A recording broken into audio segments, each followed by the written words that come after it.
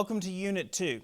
I hope that Unit 1 was a good start for you. I hope that you began to realize that this isn't going to be the most challenging class, but it's going to be hopefully a helpful class, a practical class, an applicable class for you as you walk through the reading, as we have the discussions. I've really been enjoying being on the discussion boards with you. At this point in time, I've worked through about half of Unit 1. I'll take some time and I'll work through the rest before we begin Unit 2, which is what we're doing now. We're beginning Unit 2. One of the first things you'll probably notice is that there's not a reading assignment.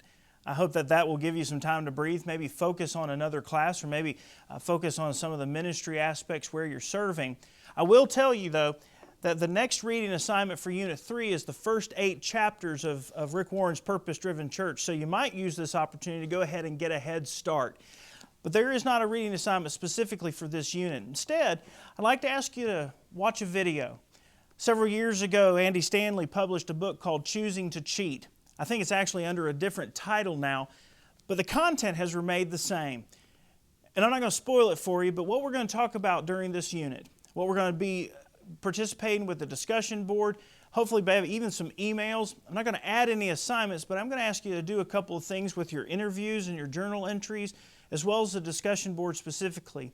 I want to focus on a couple of things specifically during this 2-week period, because these things create the foundation upon which you'll build your ministry. In some respects, if you don't have these things, you won't have a ministry.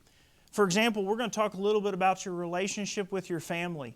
You as a minister, your specific relationship with your spouse, if you're married, and your family, maybe you have children, maybe you're still dealing with parents, maybe you're still dealing with siblings, your family, the minister and his family, the minister and her family. We're also going to talk about the minister and time management. I probably just stepped on a couple of toes just by mentioning that, but the reality is, as a minister, you've got to be intentional about the ways that you spend and use your time. And we're going to talk about the minister and his financial stewardship.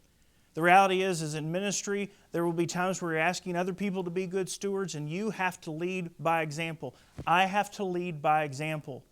We have to lead by example in the way we relate to our families, the ways that we are managing our time, and the ways that we're stewards of the financial resources God has blessed us with.